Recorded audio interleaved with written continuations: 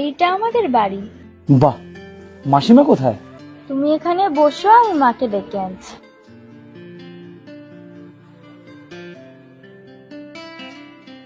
মা, এ হলো।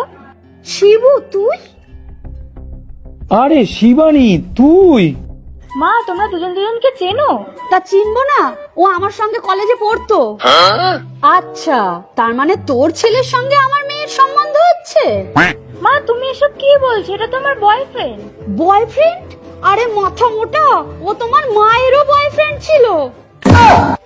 তোর এখনো মরণ হয়নি, তুই আমার মেয়েরও পিছনে পড়েছিস? তুই কি দেখে এই বুড়োটার প্রেমে পড়লি? মা, ও সরকারি চাকরি করে।